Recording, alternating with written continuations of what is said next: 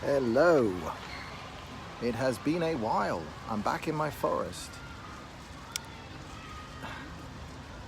I wonder if anybody is going to share this. Let's try.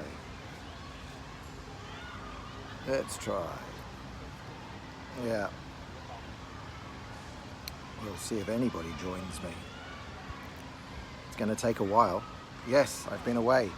So I was away for the summer on the cruise, and I deleted Twitter and Facebook from my phone, and begrudgingly I put them back on when I came back. I posted a few things to Instagram, and I guess those got shared across to Facebook, but why? Okay. And the only other thing I've done significant since I've come back is I interviewed Andrew Hamilton, which is on my YouTube channel, which is an interview about his court case that he's going to bring in Australia to sue Google and Facebook for $400 billion. I love that number, $400 billion. And $400 billion is the size and the drop of the market capital of the entire cryptocurrency market.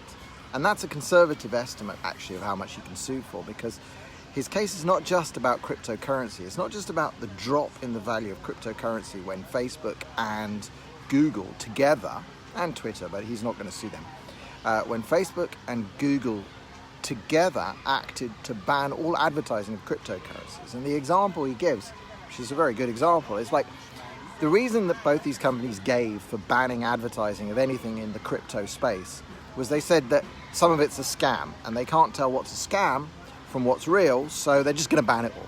So it's like saying that there are Nigerians who put out emails asking you for money, so we're just going to ban Nigeria from the internet. That's what Facebook and Google did.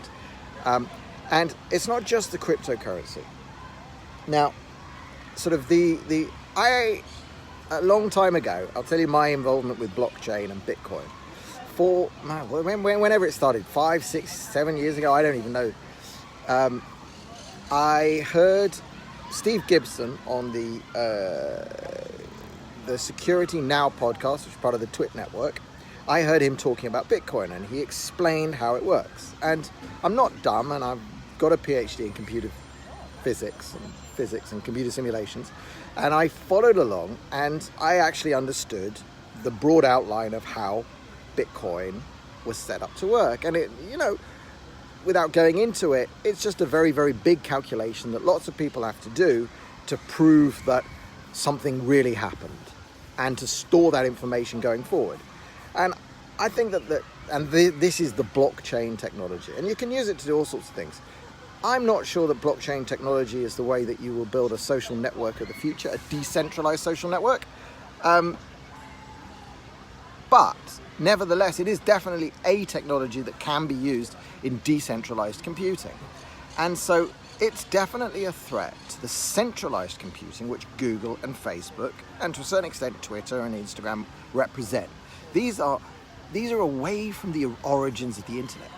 Back in the day, and I was on the internet right back at the start, when before the web browser. Then out came NCSA Mosaic, which sort of grew out of the HTML project that Tim Berners-Lee put up. And we had these browsers, and we could go anywhere. We just typed in an address. In fact, sometimes we would type in IP addresses back at that stage, because the DNS system wasn't really fully developed. But then along came something called the DNS system, which translates names. Google.com gets translated into a set of, at the moment, 4 numbers, going up to a lot more numbers because we're running out of IP space. But the internet was decentralized. You could stick up a blog, and that's what I did. And a blog at that time, pre sort of blogging software like Blogger and Movable Type and these things, it was just you writing HTML pages in a text editor. That's what I did. My first website was on a university account, and it was running on the machine that was in front of me, which was permanently connected to the internet within the university. There were no firewalls. Firewalls hadn't been invented. Computers were open. And as the internet grew up, and before Google came along, we'd look at Lycos and Alta Vista. And we would find sites of interest to us. Then along came sort of web forums, which had grown out of bulletin boards. And so I'd be interested in a topic, and I'd sort of meet people at a site for that topic and take part in the web forums. These exist today. They're very strong, but they were not centralized. So, and each one looked different and felt different and had its different foibles and ways of being used. But again, it wasn't centralized. It wasn't a Reddit, okay? Reddit didn't exist. There wasn't a Facebook. Facebook didn't exist. But yet we found people with common interests and we talked with them and had conversations. But then slowly, instead of looking at a list of sites that I would go to every day, some of these now, Ace of Spades, Front Page Mag, some of these sites that I used to look at all the time, and I had a list in something called an RSS reader. And one of those was Google's RSS reader, which mysteriously they took away a few years back. And now I understand why.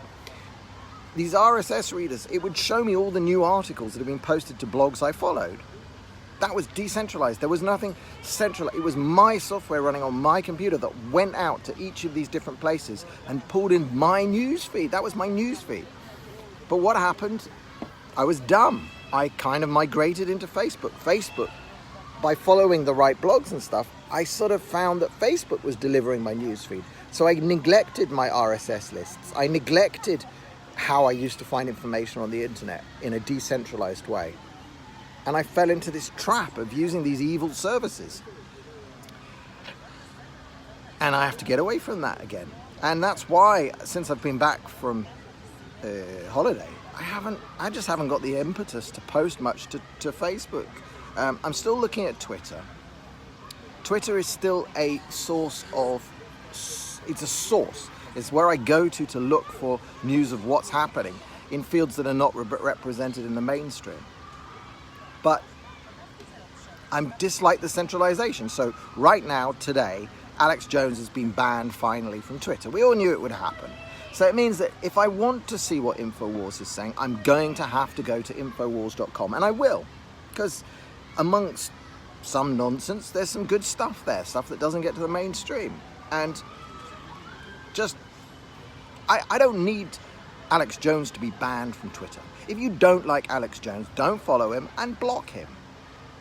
Mute him. Do whatever you want not to see Alex Jones. I don't need to be protected from Alex Jones having a conversation with a CNN journalist and the CNN journalist being a little bit upset. I did not do a crippled hand sign like Trump, okay? Oh my God. I don't need to be protected by that from Twitter and central casting. So I'm certainly taking the action of building up my own list of sites and places and people I want to follow outside of their Twitter, their Facebook, their Instagram, all these other things, YouTube. I want direct connections to the people I'm interested in, and that's the decentralized internet. That means without going through Google, maybe I found them via Google, maybe I found them via Facebook, but going forward, I don't want to rely on these platforms, and I want new platforms. So I'm looking at Steemit and Minds and Gab and so on, but I have a nervousness about a centralized internet. Now, I did have a startup. Maybe we'll get that going again, which is a different sort of technology, but delivers the idea of decentralized communication and content that follows you around the web, but it's not stored in a central repository. The world will produce this. Blockchain and cryptocurrencies are an element of that. I'm not sure what part they'll have technologically, but I tell you what, if Andrew and JPB Liberty, which I urge you to look at my video, sign up. If you held any crypto or you had any part in any kind of Web 3.0 blockchain company, then some part of the $400 billion he's going to sue for is yours. And you don't actually, if you sign up for it, it'll just be delivered to you. It's no win, no fee. You don't have to paid advert. I don't know. Maybe Andrew will give me a token or two for this. But we have to kind of take these guys to task. They have become monopolies, and monopolies are never good. And I mean, the fact that Google couldn't even be asked to send a senior person to show up to talk to the American government this week. That tells you how powerful Google believes it is. You know, Sheryl Sandberg was ridiculous from Facebook. Valley Girl said nothing of interest. Jack Dorsey of Twitter seems to actually, he has interesting things to say. And again, great analysis on the No Agenda show this week of what Jack Dorsey said. Google, empty chair. That means Google believes it is more powerful than the US Senate. And I suspect it is. It's working with the Chinese government. It's going to censor for the Chinese government. Google actually is probably a transnational entity that is rivaling powers of government. I mean, I really think that they have the power to change governments. Maybe not the American government, as we saw with the election of Trump. I don't think Google would have wanted. I don't think the base ideology of Google would have wanted Trump to win. So the fact that he did win in 2016 is contrary to Google's sort of collective will. But I think Google could swing elections in small countries if it wanted to. Maybe even here in Israel. But fortunately, I don't think it's sort of interested enough. Anyway, that's enough about me rambling on about how the old internet was. Not much to say on Tommy. He's lying low, to be brutally honest, until this case. But we'll see where that goes. Britain, Corbyn, I'll do that on another cast. In fact, I might just fly my drone in 20 minutes and that will be over on Facebook, because that's the streaming platform that works properly with my drone software. So I'm back in the forest. It's on the eve. Sunday night is the Erev Rosh Hashanah, which is the start of the Jewish New Year. I think the year is 5779, 5,779 years of Judaism. That's how long we count ourselves as being on this planet, but the years at the beginning are a little bit different, so that's how I can easily reconcile science and a religion. It's very easy. Anyway, I'm in the forest in Tel Aviv, Bereshit Forest, on the edge of Park Hayakon in Tel Aviv. It's actually a gorgeous day, not fully hot, 26, 27 degrees.